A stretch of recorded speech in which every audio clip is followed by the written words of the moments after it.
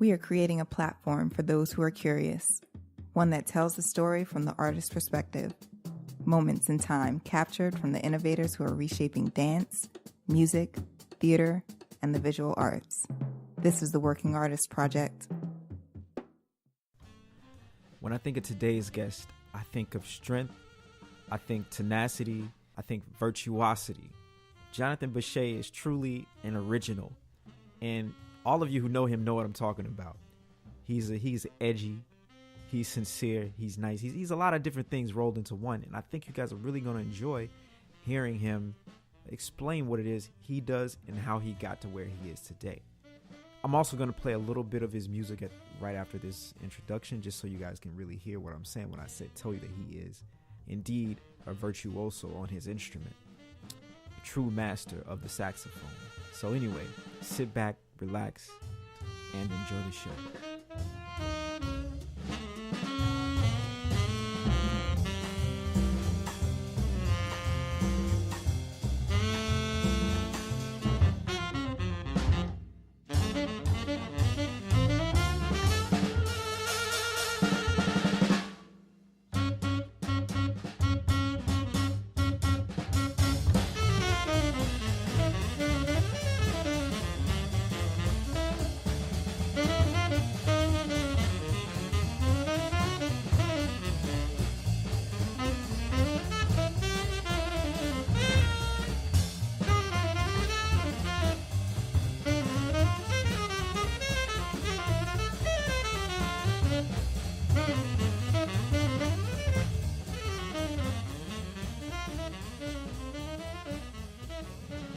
I want to welcome the one and only Jon Beshay to the Working Artist Project. What up? How's it going, everybody? So, man, I want to start by getting a brief history, where you from, where you going, and what you're doing. All right. Well, I'm from Michigan originally. I like to tell people that I'm from Detroit. I'm not actually from Detroit. I'm from Ann Arbor, but Detroit sounds a lot cooler. My parents are from Egypt, and they're immigrants, so I'm actually Egyptian. But a lot of people, they see me, and they think I'm whatever they are. So, like, I live in Washington Heights, or near Washington Heights. I live on the edge of Harlem, but, whenever I go to the stores, people speak to me in Spanish, and they get mad that I don't know Spanish, because they think I'm, like, Dominican or Puerto Rican or something like that. And they're insulted, because they just think that I don't care about my culture, but I'm not Latin American, so it's actually kind of hilarious. And then, like, a lot of black people just think I'm like a regular, like, I'm probably mixed or something like that, or just a real light-skinned dude. And then, white people don't know what I am, so they're just like, whatever. Yeah, but I'm actually Egyptian, but I look like whatever anybody wants me to look like. So you are racially ambiguous. I appear racially ambiguous, but I'm 100% Egyptian cotton, man. So, man, let's get into some of the music already. Like, I'm curious to know, like, if so you're from Michigan and you play saxophone. We should go ahead and get that out of the way. You play tenor saxophone. Yeah. And I'm wondering if your parents were also musicians, or like, or how did you get into the arts? And my parents don't really know that much about music. I think they like to listen to a lot of music, but they grew up in Egypt, so like their pop music is Egyptian pop music. So they like to listen to people like Kulthum.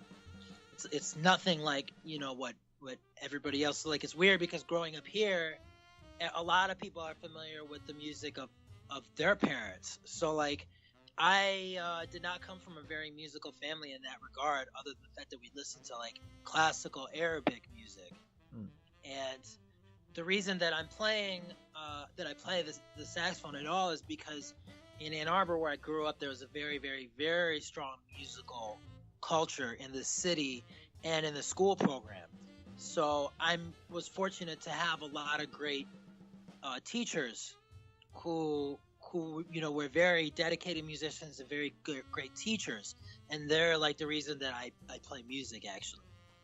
And so for me, that's like a big thing, is like education, because I think that, you know, the ability to play music for all generations of cultures, it comes from the older generation passing that down. And if we don't do that, then the music kind of dies. So that's like that's an important thing to me. So that's why I always feel like I'm very invested in education, because that's the only reason that I play music at all. If that didn't happen, I don't become a musician. Wow, that's interesting. I mean, it's funny because for a lot, even for me, my dad was a musician, and my mom, I had a musical background in the family, but I was introduced to music in school, very much like you with the recorder flute, you know, and it kind of sparks I your did musical that too. bug. Yeah. So those programs are very important, man.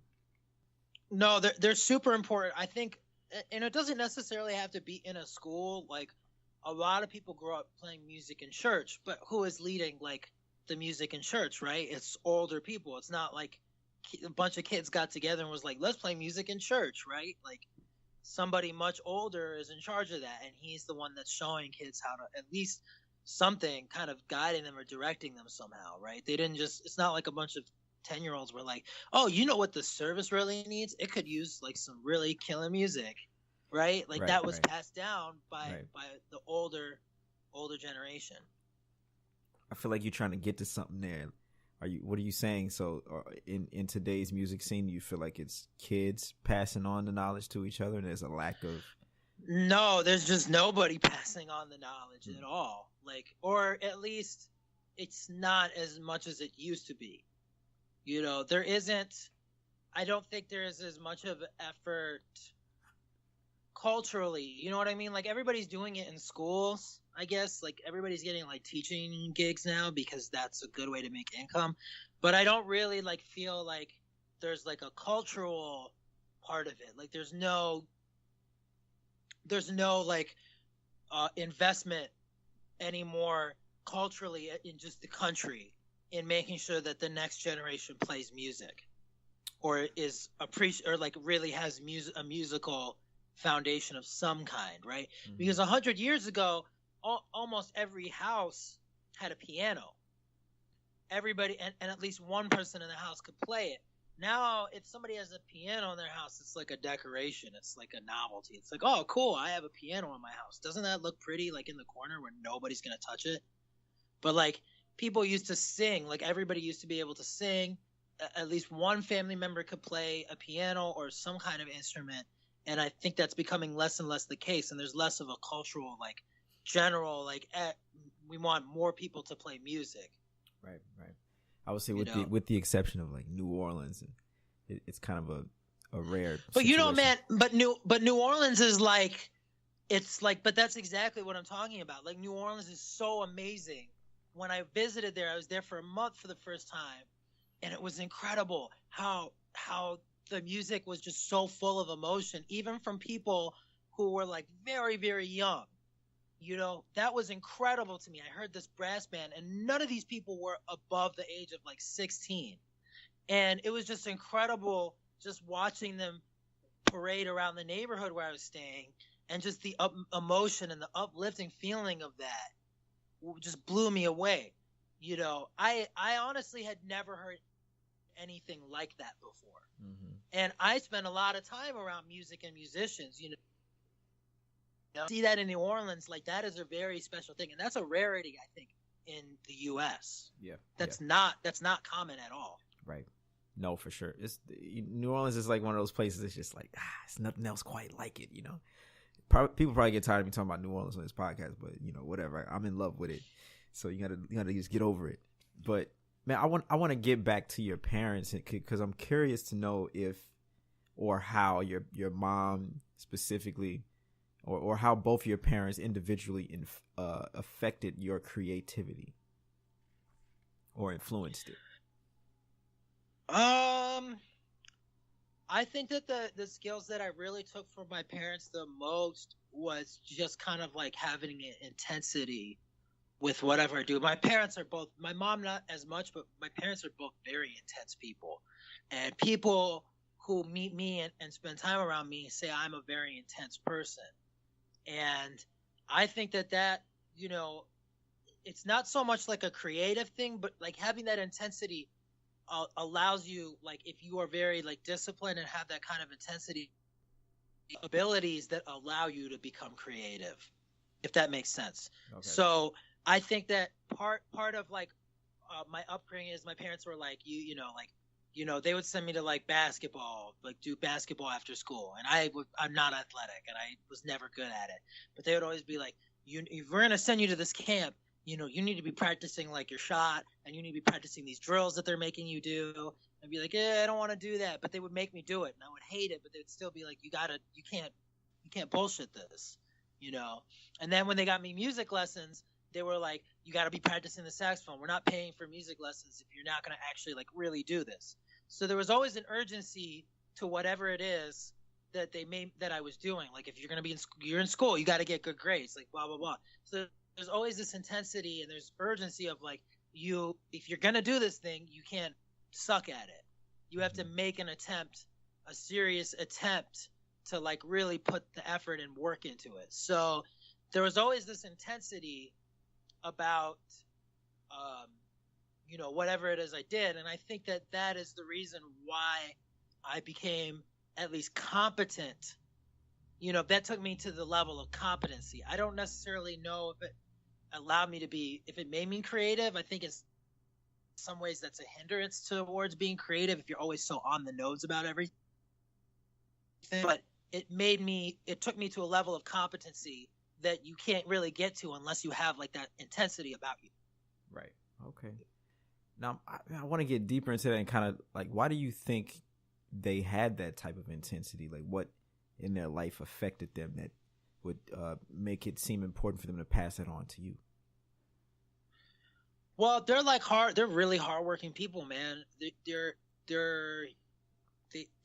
came from another country, learned, another language, and, got like college degrees and moved to the country so that they could have a family here. You know what I mean? And I think you notice with a lot of immigrant parents who move here, who like work really hard to move here, there's a lot like that's kind of the only thing that gets you out of your country to move to a place that you have no family, no friends, and no obvious future, just the hope of one, just the promise of one. But you're gonna leave everything behind to move to another country. That takes a certain amount of like urgency, almost desperation, to really do that. So if you're not that kind of person to begin with, you're probably not gonna move, right? Like, right. You're just gonna stay where you are.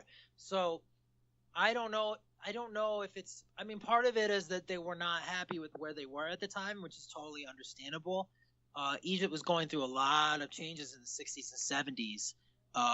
My dad was born in 55, and that was like right around when the Islamic Revolution happened in Egypt, and they overthrew like the British colonial rule, and then they had their own. So they had the first president of Egypt was Gamal Abdel Nasser, and he was, he came into power in 58 actually, and that was when my dad had been born, like 3 years prior to that.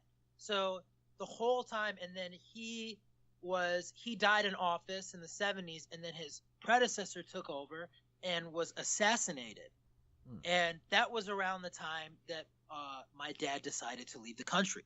Wow. So, yeah. So, like, he was assassinated. Sadat was assassinated, and then that's when my dad had moved. And then, like, 9 years later, my mom moved to the country. So, wait. So they didn't know each other there? They did, but okay. My dad had moved to the country, and then he got his degree, and then he moved back, and then they both moved to the U.S. I got you. Okay. So, but there was a lot of things going on in Egypt, and a lot of stuff was like starting to like fall apart, and so they were not happy with where they were. And then on top of that, they were Christians living in a Muslim country, and so the kind of discrimination that they faced was like really brutal for them. So I think that there was a lot of urgency that they had in their lives that they felt And so that's why they moved into the U.S. And I think that they just kind of like, that's the kind of people they were. So that's kind of like how my sister and I were raised. Okay. If that makes sense. No, total sense. Yeah. Yeah. Yeah. That's, that your parents basically lived the American dream, You know what I mean? Like, yeah, like the whole Ellis Island, like, oh, it's an immigrant moving to the U.S. for a new life and a new future for their family and kids. Yeah, they're basically like textbook example of that. Wow. But there's a lot of people trying to do that. So for sure, just I think that when people move to this country in general, that's all they're really hoping for, and it's kind of weird that. I am always frustrated that people want to like demonize those kinds of people, because it's like nobody's coming to this country like they're not coming to this country like, yeah, let's move to the U.S. and like fuck shit up. You know what I mean? Right. Nobody's coming to the U.S. to do that. Maybe like 2 people a year might think that out of like thousands, but like it's not like it's not like most people are coming here like, yeah, let's ruin the lives of Americans. They just want a better life for themselves and their families. Yeah, 100%. So, yeah. I want to get to this music, man. So you just put a record out. Yep. What's the name of the record? It's the Jon Beshay Trio. Okay. Yeah, which is it's pretty self-explanatory. I tried to come up with some names for it, but I've never been very good at names. I often struggle to like write up original names for my tunes. Like when I'm first writing them, I'm just like new original. That's what I write on the sheet of paper, and then I come up with the title later that is either really awful or okay. But so I decided not to do that with my album, because that's like the tune names or whatever, unless like you're writing a hit, in which case some studio executive will probably come up with a name for you anyways. Right. But the tune names are like. A lot of people don't necessarily remember every tune off your album, but they'll remember the album name. And so it was one of those things where I was like, do I really want to have like a dumb title for the album? So I was just like, we'll just call it the Jon Beshay Trio, and that'll be the first one.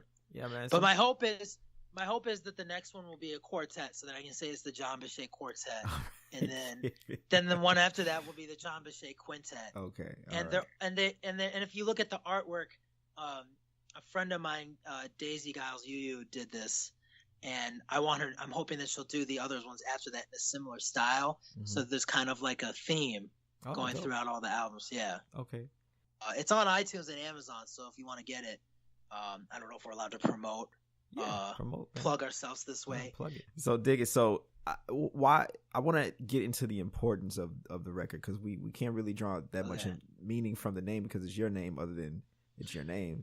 So why it's a trio? Well, it's a trio, which is in it of itself. If you're not familiar with jazz, then yeah, that might not tell you much. But if you are familiar with jazz, then you probably know that the average jazz rhythm section consists of piano, bass, and drums. That's already 3 instruments, and I play saxophone, so that makes 4. So if I say trio and I'm in it, then that means that one of those rhythm section instruments are missing, and in this case it's the piano, which is kind of a big stretch in jazz, because the piano plays the chords, and it tends to, even to people who don't know a lot about music, the piano guides the listener through the structure of the tune that we're playing. And so not having that out there, it kind of makes the music sound a little more empty or spacious, I would say. I really think of it as space, because now you have a little more room to stretch out. It's one less person to interact with, so you have more room to stretch out, but also you can devote more of your energy focusing on interacting with the two remaining instruments, which in this case is bass and drums. So that in itself like does tell you a little bit about the album. In this case, that there's one less instrument than usual. In this case, there's no piano, so it's just bass and drums. Why don't we give them an opportunity to hear it, and we'll let them be the judge of it. Which one you want them to listen to? I would say let play Driftin'. This is one of my favorite.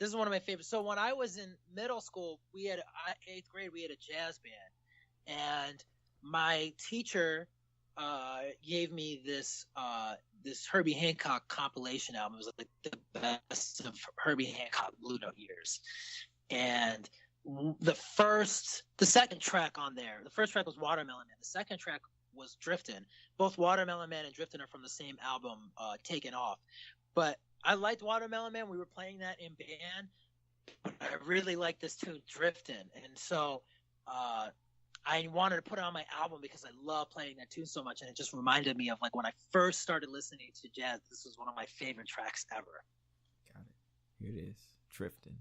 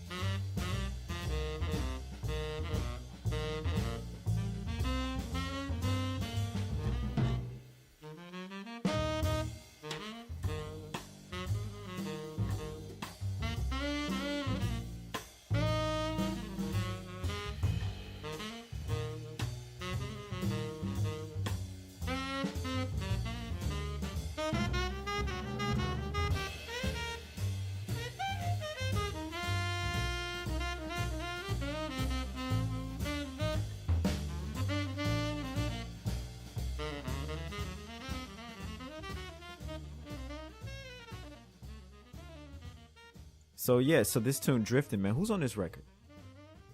So it's two close friends of mine. George Delancey's playing bass, who I've known for 11 years now. We both went to Michigan State together, and that's where I met him. And I'm gonna have to come back to Michigan State because that was like a huge part of my musical education.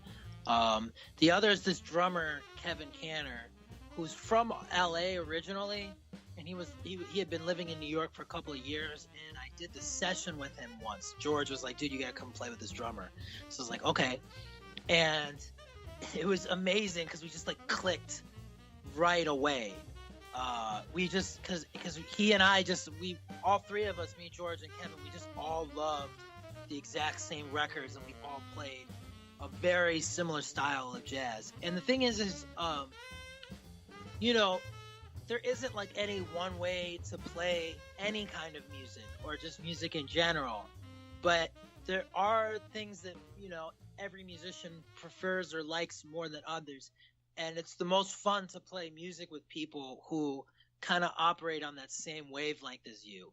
So when you find a guy who like you really just like share such close taste with, it's like a really special thing to get to play with them. So I really wanted to make a record with these two guys. And part of the reason we did a trio was because when we were at Kevin's place, we used to play sessions there all the time, and he didn't have a piano, so we would just play without a piano. And that was actually the most fun, was when we didn't play with piano. So I kind of wanted my record to sound that way, like you were just hearing us play tunes the way we did when we did sessions. Okay. Why don't we touch on your time at Michigan State and why you thought that was so important to you?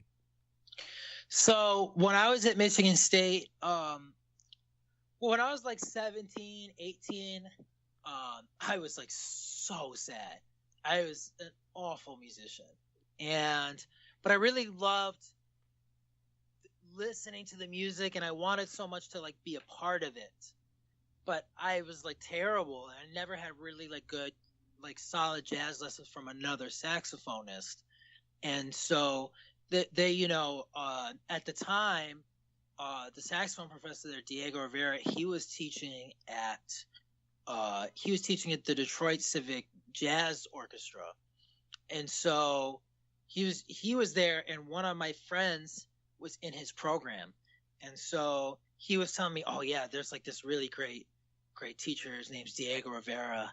And I was like, you mean the painter? And he's like, no, not the painter. That dude's dead. And I was like, okay. And he was like, he said, no, this guy's like a really great saxophonist, and he's a really great teacher. And I think I'm gonna go study at Michigan State at their program, because like a lot of the teachers from Michigan State were involved with the Detroit Civic program at the time. And so I was like, oh man, that sounds like, somewhere I'd want to go. And then I heard Michigan State's jazz orchestra, like their student jazz, one of the jazz orchestras they had at the school, they came down to Ann Arbor for this jazz festival, and they played at the festival. And I heard them, and like everybody could play, like everybody was killing, and they were really swinging.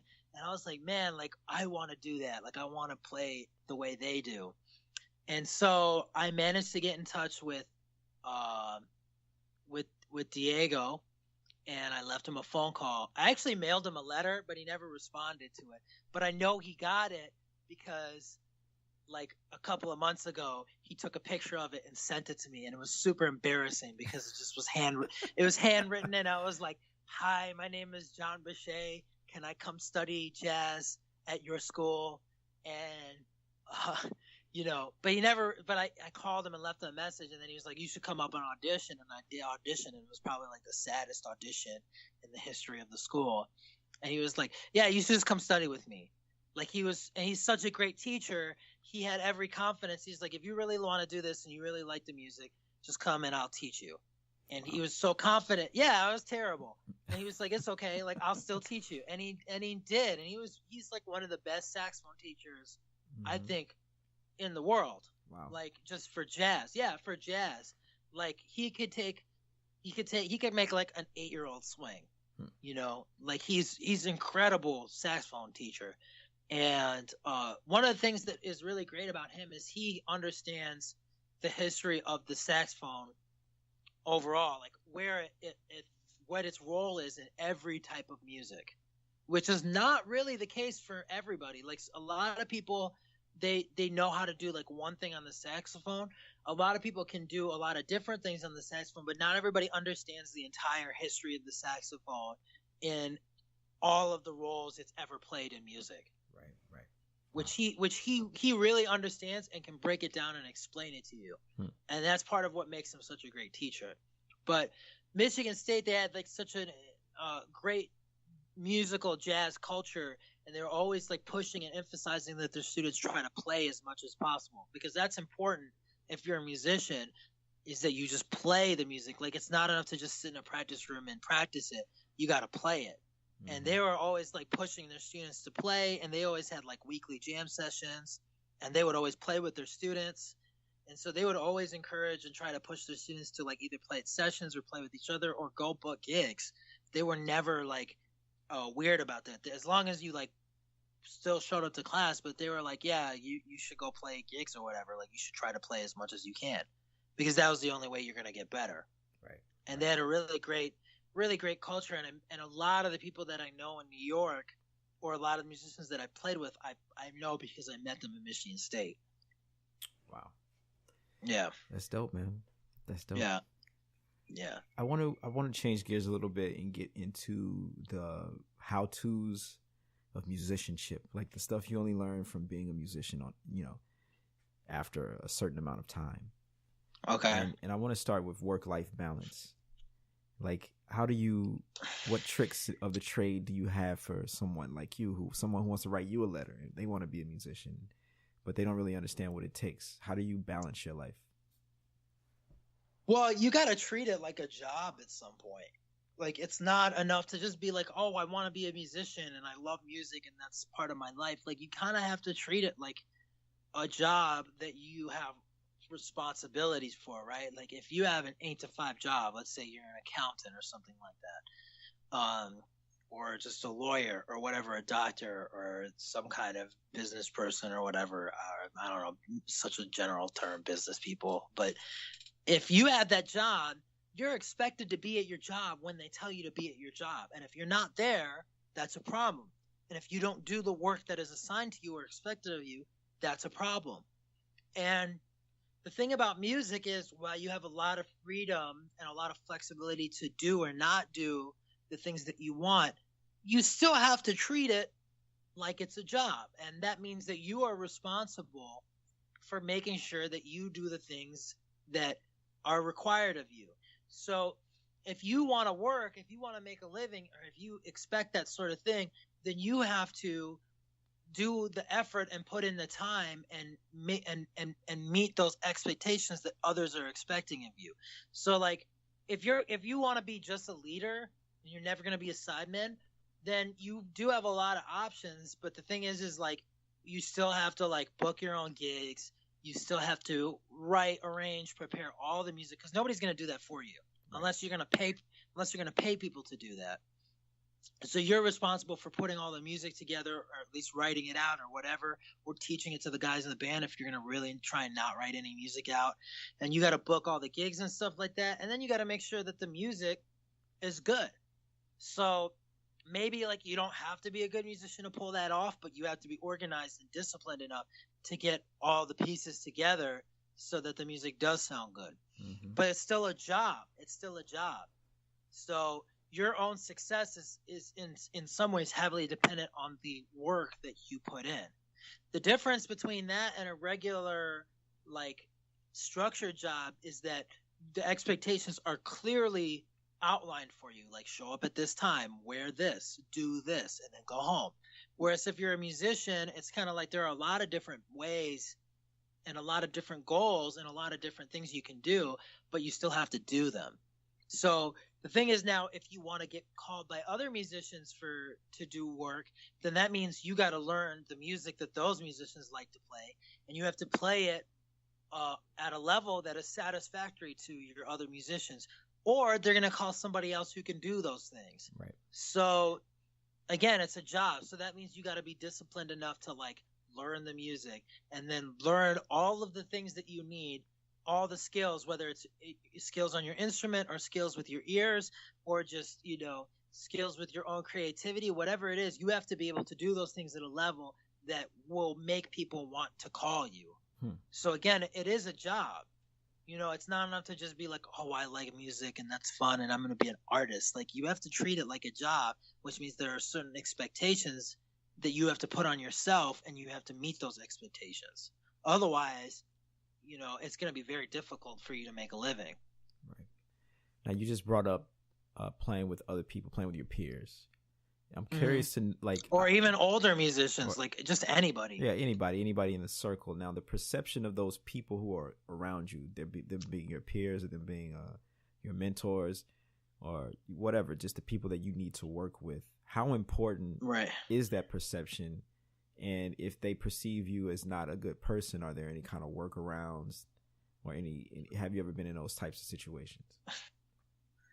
Like you mean good, not a good person, like not a good musician, or just like like a human being, like somebody has a grudge against you for because your shoes are pink and they only like blue shoes, like something, sometimes ridiculous things happen and people don't like you for whatever reason. Well, I think that's an issue that I don't think that's just an issue in music. I think that's an issue in every kind of job.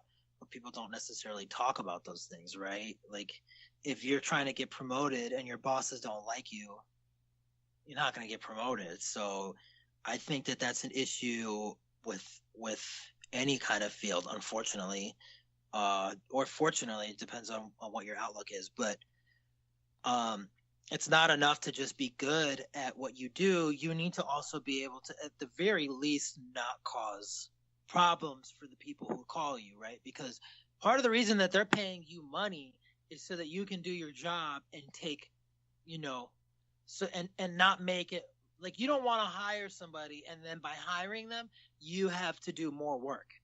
The idea is that, with any business, like if I start a business and I'm doing it all by myself, that's great. But then it gets to a point where I don't have the time to do it all by myself. So what do? You hire somebody to help you with it, right? You pay them money. The idea is that when you pay them money, you would get to do less work, but you pay them money. So if you hire another musician, you don't want to have to do more work. You want it to be less work. So you don't want to be a person that causes more work for somebody in any kind of way. You don't want to be the person who always whines and complains, because then that person's going to have to sit there and work harder to try and make you happy.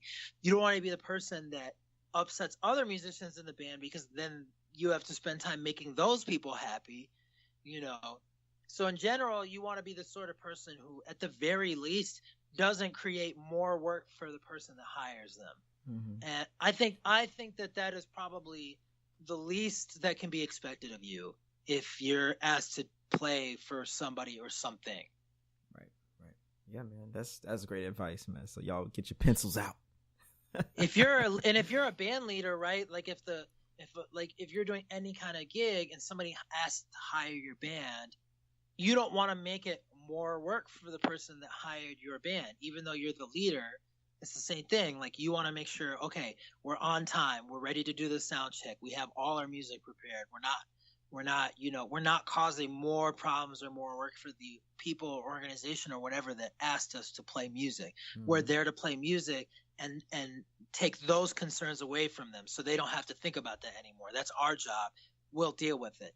So if you're a band leader and your band is causing more work for people than less, you're probably not going to get asked to do a lot of performances. Yeah, there it is. So dig it. We're gonna switch lanes here. Okay. I like to play this game recently. I just call it the word game, much like the Jon Beshay trio. It is what it is. So I'm gonna say random words, and you're gonna tell me the first story that comes to mind when I say this word. All right. Hope. I think that every musician, including myself, hopes that by throwing themselves into this, that they'll be able to kind of have the career that they hoped of, whether it's like playing or writing or performing or anything like that. I think that we're all, especially in New York, where a lot of us are under heavy pressure just to make a living. I think we're all hoping that our future is going to open up into like the kind of things that we want to do more of, instead of just the things that we have to do right now. Saxophone. I think the saxophone, out of all the instruments, is probably the most expressive instrument, except for the human voice. I think the human voice is probably the most expressive, but I think after that, you're not going to find another instrument that can that has so many styles or so many sounds or so many different ways it can be played, or so much flexibility, or just like the way it's just played even by one musician. I don't think you'll find another instrument that is as expressive and has so much variability as the saxophone. Patience. I think that's something that every musician has to come to grips with, because unfortunately, you're never gonna finish, right? Like, there'll always be something that you can't do or something that you need to improve on. And it also just takes time to learn something new, especially as you get older and start learning, like getting into like finer and finer details. It takes longer and longer to do those things. So you have to have patience and persistence to just keep doing it and having the patience to stick with it until it kind of pays off. Right. Wow. I like that, man. That's dope. Man. Yeah. So I'm gonna ask you something that okay. usually only parents ask. Oh man. I think I know what this is, but go ahead. Okay. Why are you a musician? Oh God. I'm a musician because I really like music and I like hearing music. And when I play, I get to decide what I hear. I think every musician likes that about playing, because they get to decide what it is that they themselves are hearing. So it's like, I want to hear this. Well, if you're a musician, you can play it and make that happen. And that there's a lot of fun in that, right? Like, that's fun to do. If you want to hear, like, I really want to hear some R&B. It's like, okay, well, if you're a musician and you know how to play R&B, then you can play it and you can make it happen. And not only do you get to like hear yourself play that kind of music, but you also get to decide exactly how you want to play that kind of music. So if you really like funk or something like that, but you want to hear it done a certain way, you can either go find a recording where somebody does that, or you can make that happen yourself. So that's why I play music, because I really like music, and when I'm playing it, I get to decide what it is that I hear. So basically, you like to be God, man. Like, you know, like God created the world or the earth or whatever, if you believe in that. When you're playing your instrument, you're creating. Isn't that why anybody creates, right? Because they get to create. They get to make into reality the thing that they are imagining, or the thing that they want to see, or the thing that they believe in. Yeah, that's 100%. why people create in general. I mean, I guess in that case, we're all kind of gods, right? It's just up to us how we choose to express that. 100, man. You know, because we also have the power to destroy. Yeah. As well as create. Mm-hmm. Mm-hmm. So we're both God and devil. Stay yin and yang, baby. Yeah, man. You know. So what's next, man? What's next on the horizon for you? What's next? You know, my goal is to just try and keep putting out albums. And I gotta say, this first album was a lot of work. And unfortunately, the second album will be just as much work. So, you know, my goal is to just keep putting out music, keep trying to perform, keep getting better. My hope is that I'm always getting better. I think that for a lot of musicians, when they get to a certain age, they just stop getting better. And the thing is like in life in general, you only have two options. You either grow or you die. You don't really get to just stay where you are. So I think a lot of musicians stop growing, and once they stop growing, they start their abilities and powers kind of start to recede. So I hope that, you know, for me in the long-term future, that I'm always growing in some way, because I think that even as you get older and maybe you're not as fast or flexible or whatever, you still sound fresh because you're growing. I think that the musicians who sound fresh and original their entire lives are the ones who are always growing.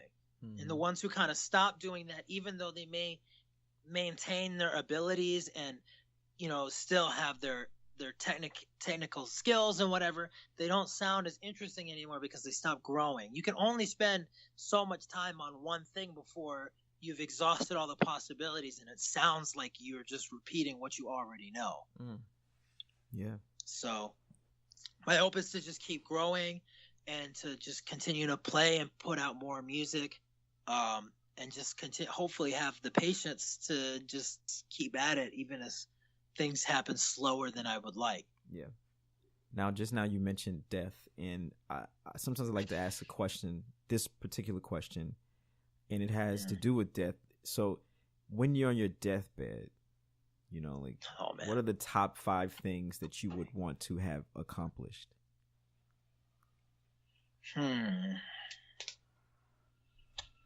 Man, I don't know if I could ever put those things. You know, the thing about doing something like music, or I think in art in general, is that it's a craft, right? So I don't think there's ever any point in a person's craftsmanship where you can say, oh, I just do this one thing and I've made it, or I just need to do these things and then I've made it and my career is made and set or whatever. I think it's a craft. So it's always like about a slow development, always refining or adding or creating or doing something that continues the process of what you're already doing. So instead of like 5 achievements, I think that I would rather say the 5 things that I want to have always done, or the 5 things that I want. I hope that by the time on my deathbed, I can look back. One of the things I can look back on is say that I always was growing. Like I said earlier, that I was always growing and that I was always learning. The second thing I would say is that, you know, not just musically, but also as a person, that I'm growing and learning, because I think as a musician, like, you kind of also just have to work on who you are as a person. So, you know, just as you grow as a musician with your abilities, I think it's important that you also grow as a person and become more mature. And I think that's going to affect your music as well. And also, it helps you live a more fulfilling life. So I would like to look back and say, yeah, I grew this entire time as a person, and I got better at just being a human being on this planet. The third thing is that I hope that, I continue to have really just continue to grow with my family. And, I guess as an achievement, I would like to say that it'd be nice to have a family of my own. So I guess that in itself is an achievement. I would say that also I would like to I speak English and a little bit of Arabic, but I'd like to be fully fluent in 4 languages before I die.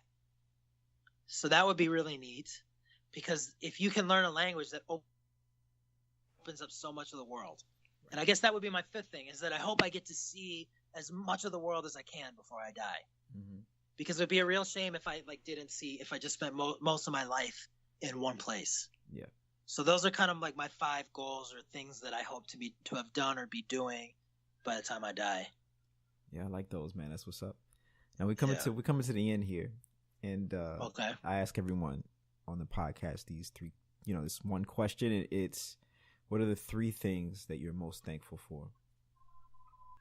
I'm thankful for the abilities that I have now, because not everybody gets to play music as much as I do. And I don't even play it as much as I want to, but I realize that I probably get to play good music more often than most people ever will in their entire lives. So I'm grateful for that. I'm grateful for the upbringing that I had. I feel like my parents worked really hard to give me and my sister the childhood that we had. And so I'm really grateful for that. And that's part of the reason why I have any kind of success right now. I think that's such an important part of who you become as an adult. I mean, it's not the be all end all. Obviously, it's all up to whatever you choose to do. But I think that so much of where we end up in life is a product of how we were raised and how we were brought up. And so I'm grateful for what I had growing up. The third thing that I'd say I'm grateful for is all the friends and people that I get to work with and just be around. Living in New York City, you meet so many different kinds of people, and all of them are really great people. Well, maybe not all of them, but most of them are. And I'm so lucky. I'm always excited to be around people that I know very well and to have the relationships that I do. And, I'm glad that I get to make music with so many different people, because everybody's interesting and everybody's different. And I think that it's just great to have that. I'm not just playing or being around the same 5 people every day. I see so many different people. And so I'm grateful that I have so many people in my life, That's what's up, man. That's great. Yeah. But before we go, man, I want to give you an opportunity to plug all your stuff, your social media, your record. Where can people find the record? How can they connect with you? Okay, the Jon Beshay album, the Jon Beshay Trio, is available on iTunes and Amazon, so you can get yourself a digital copy, or you can come to one of my shows. I play around. I'm actually building a website which is going to launch next month, so be on the lookout for that. It'll be www.jonbeshay.com, and of course I said www like it's 1995. So, but yeah, so you can find that album online. You can search for my name on Google. The website will be launching next month, so stay tuned. There'll be a mailing list. If you check out the website, you'll be able to see where I'm playing and who I'm playing with. I'm usually at Smalls every other Saturday night in the Village in New York City with the Philip Harper Quintet. Sometimes I'm playing at Swing 46, and I do a lot of other various gigs. So hopefully I get to see you guys out at one of those. We're going to be doing a Midwest tour this spring, so keep your eyes peeled for that if you happen to live in one of the Great Lakes states, because we'll be coming to a jazz club near you. So I think that's it. That's what's up. So can I get with you on Facebook and Instagram and that too? Yep, Facebook, Instagram, Twitter, all those things. I usually try to post about my gigs on those things. So great. You can find me, just search for Jon, Jon Beshay, Beshay. It's not related to Sidney Bechet, so hopefully that answers that question to all the people listening here, so they won't ask me that later. Perfect, man. So what I'll do is I'll put all that stuff in the bio, and you guys can check it out. You can check out what Jon is doing. You can check out his music. I don't know if you can download it. I think you have to actually buy the CD. So Jon is stuck in the 90s, but that's okay. The music's really dope, and I hope you guys get it. Yo, man, thanks for coming on the show, man. Yeah. Thank you for having me on the show, man. I'm looking forward to doing. We get to play every once in a while, so I'm looking forward to the next time I get to play with you. Yes, indeed. Hey, guys, thanks for tuning in to the Working Artist Project. Before you go, I'd like you to do a few more things. Don't forget to like and subscribe to this podcast, and check out what else I'm doing via my website, DarrianDouglas.com. It would also be amazing if you checked out my Patreon page. I'll leave the link in the description. Later.